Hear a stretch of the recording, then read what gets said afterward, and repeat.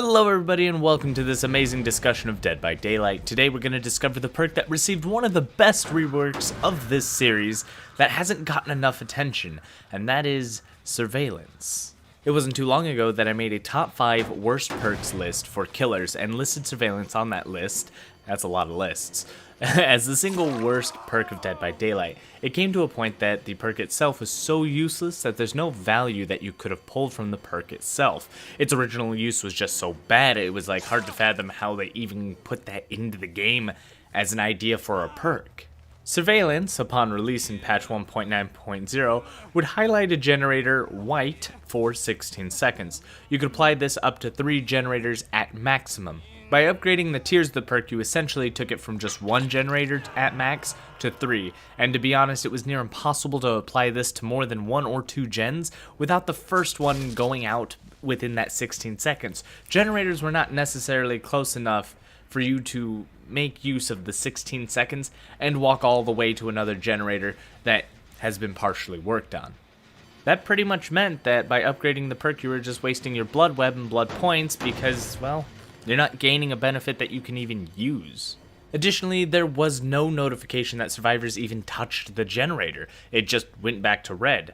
Unless you were watching it closely and keeping track of the time, the aura would simply just fade and you might not have even known any better if time just ran out or the survivor touched it. The only possible use, which was not likely used, was to kick it and crouch as Pig and pretend to leave or go invisible as Wraith, and then just keep an eye on the generator while counting 16 seconds as close as you can in your head. If the color was no longer white, you knew they were back, and then you went back and ambushed them, or you guessed that it was 16 seconds, or maybe you second-guessed yourself and went back anyways to check it, to no avail, and then couldn't kick it again because it was still sparking. It was just terrible. I even asked as many people as I could to see if there was a strategy I was missing with this perk, and it seemed that my thought about it was about the same as everyone else who tried it out. The most that you could do is try your best to completely avoid this perk in your blood web and not get it as a teachable.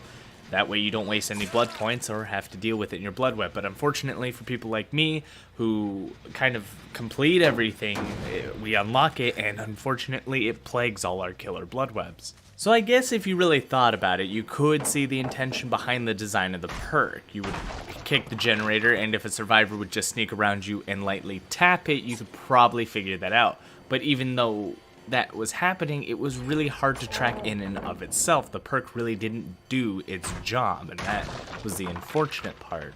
And without any testing, it seems like the idea just missed the mark completely. The perk was created for the pig, and that makes sense, and based on the lore, the idea makes sense, but it just fell through. Now, back on my top 5 worst perk list, I did kind of suggest a solution, and it seems we may have gotten it. Now, whether it was my suggestion or not, they implemented totally different story, just that we got a change that was absolutely desired. Patch 2.5.0 comes around, we get a massive change. The perk receives a rework. First, the limitation of generators was removed, so you can kick any amount of generators, they'll all turn white, and the generators will now stay white until they fully regress and turn red once again.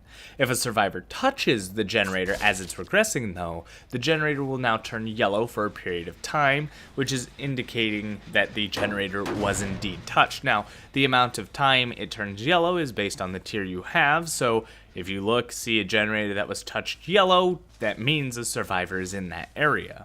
Additionally, now it has the effect of granting you the ability to hear generator repairs an additional 8 meters away from a generator, and that really helps when it comes to patrolling for the first time around the map. If you're looking around to hear for certain repairs, this additional 8 meters actually really helps. You can hear generators at a distance, you know to approach them. Overall, this perk allows you to make a lot of decisions that you otherwise wouldn't be able to make without these small bits of information you're receiving from it. With all the changes, I believe they've achieved what the perk represents from the pig. It's a power that allows a killer to keep an eye on generators and keep watch of the game itself. It fits the lore, it fits the killer, and most of all, it's actually viable. So how viable are we talking? And I mean, it's a pretty damn good perk. Probably even the best. It went from being the single worst perk in the game to something that could be argued for the best. Now, is it the best?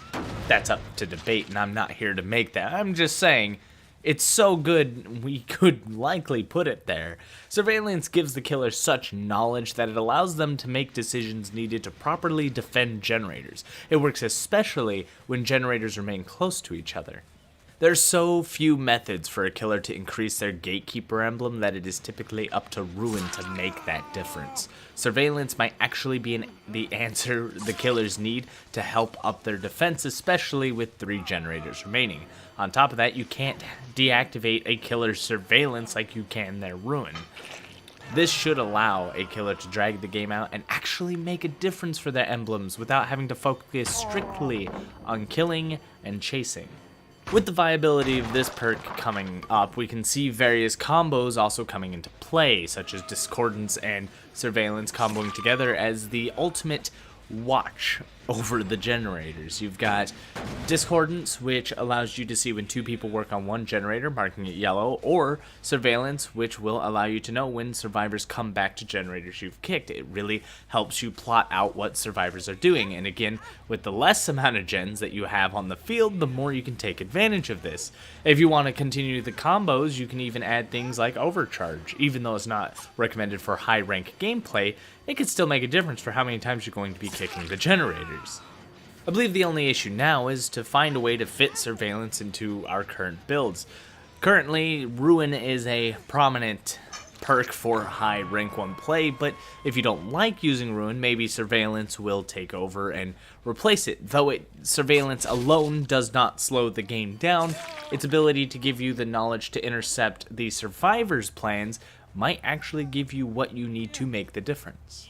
I spent a lot of time recently unlocking Legion's achievements, and I was not fortunate enough to unlock Ruin at rank 1 gameplay. Instead, I was just lucky to have Discordance and Surveillance, and found myself capable of making an impact on the game, as controlling generators was far easier when I could determine where survivors were.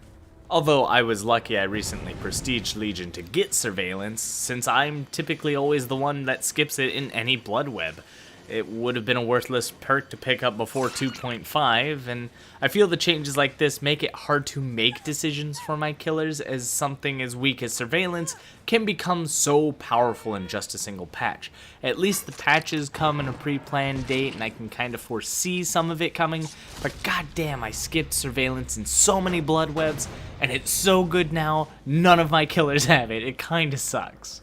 Overall, though, I think this was an update that was absolutely needed for perks like this. We've seen a lot of good changes to perks coming to Dead by Daylight, and I think this is just one of the best design changes they've made. The ability actually makes a difference, unlocks various forms of tracking, and the power itself doesn't make any statistical changes. Instead, it's just a utility that it's really up to you, the player, to make an impact with that perk. And I've also been asked, is this too overpowered? Should killers have this kind of perks? And the answer to that is simple. Yeah, absolutely. Killers are up against 4 players that have their own perk sets and several second chances that can also end the game in about 4 minutes. They have all the power. It's whether or not they take the opportunity to end the game themselves. And to be honest, trust me, I don't feel the killers have enough good perks as is. We're kind of stuck in this meta of slowing down heals to the best of our ability while also running Ruin, and if you don't run Ruin, you typically get rushed like crazy. Some other counterplay to this is to play only Nurse or Hillbilly, and I'd really love to see the entire roster of killers being played at rank 1 instead of such a small portion of it. And before we wrap this up, I can't forget to shout out my patrons from Patreon that make it possible for me to make videos like this. If you wish to see more discussion videos or guides on Dead by Daylight or any game of your choice, every dollar really helps, and if you're a patron, you can make that happen. Want to see that rank 1 Nurse gameplay on console? You can make it happen. Patreon.com/TydeTyme. And what do you guys think? Have you gotten to try the new Surveillance, and has it helped you? Have you played against it? Does it annoy you? If so, share your stories. Also, what other perks have you seen get changes that you would like to talk about? I know one, Spies from the Shadows, that's kind of got me looking at it, but I haven't gotten to test it myself, but I'll jump right into that. Ooh, we could even make a combo guide of perks. That'd be interesting. Let me know in the comments. Patrons, get on it. I believe in you. Also, if you like Resident Evil 2, I did my first S Plus standard run, and I did my S Plus hardcore run on Twitch. If you guys want to see that kind of stuff, I just made one video for YouTube. It took way too long to get on. It's there. Yeah, link somewhere. Probably on the side or something. Recommended videos. Anyways, thank you all for watching. I appreciate you all so very much. Don't forget to like, comment, subscribe, and as always, good game.